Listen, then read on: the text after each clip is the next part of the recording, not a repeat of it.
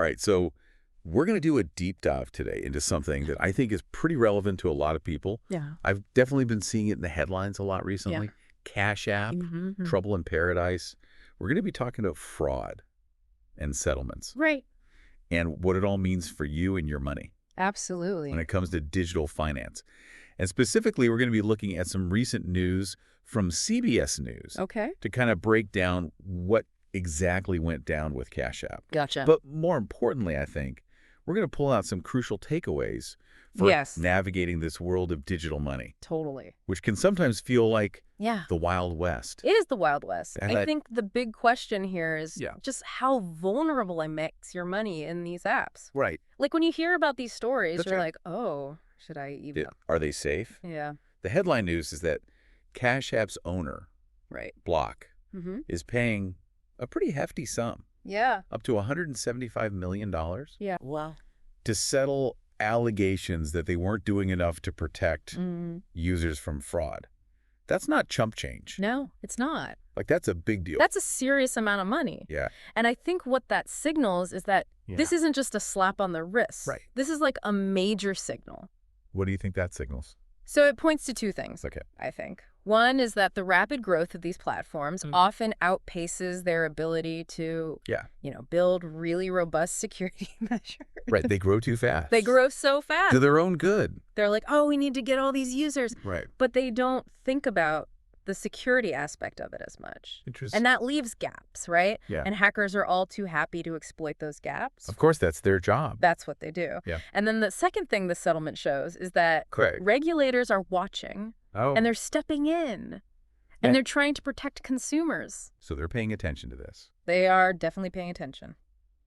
So what were the problems that Cash App was facing? So according to the CBS article, Cash App was dealing with some serious problems. Like what? We're talking accounts being hacked. Really? Scams running rampant. Wow. And a less than stellar response to customer complaints. Oh, that's the worst. Like if you're having trouble with... And you can't even get a hold of anyone. Exactly. I mean, I get it. These platforms are convenient. Oh, yeah. Super convenient. But it's making me think twice. Yeah. I mean, you're right to be cautious. Right. But it's important to remember that no financial platform is immune to fraud. Right. Like traditional banks. They deal with it too. All the time. Yeah. However, the sheer speed and volume of digital transactions amplifies these problems. Because it's happening so fast. Think about it. Millions of transactions happening every minute. It's a hacker's playground. Wow. You leave your door open for like 1 second. Right. They're in and out. Oh my God. With all your stuff. So it sounds like we have a lot to be aware of. Oh, yeah. And I'm assuming these phishing scams are a huge part of it. Oh, absolutely.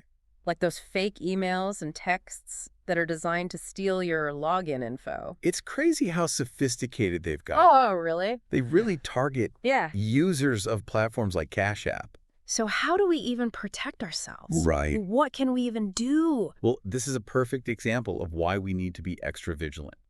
Yeah. Like really pay attention. So what are some things that we can do? I mean, honestly, when I first started using these apps, I was so excited about the convenience factor. Right. Just like that I didn't even think about security that much. Right. You know, I didn't have the strongest password. Oh, no. I won't tell anyone. But after hearing about all these breaches, I definitely upped my security game. Two-factor authentication is my best friend. Right. Everyone should have that turned on. I mean, is that like the #1 thing you can do? It's definitely up there.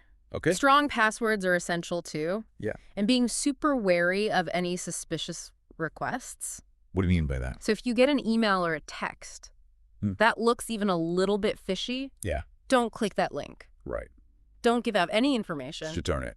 Unless you're like 100% sure. Wow. Okay. It's legit. So this Cash App settlement, it's kind of a wake-up call, isn't it? It is. Digital finance is amazing. Oh, it's so convenient. But security? It's a two-way street. I like that. Right. So companies need to do their part. 100%. But we as users... we can't be complacent. We have to be responsible as well. Exactly. But do you think that placing so much emphasis on personal responsibility kind of lets these companies off the hook a bit?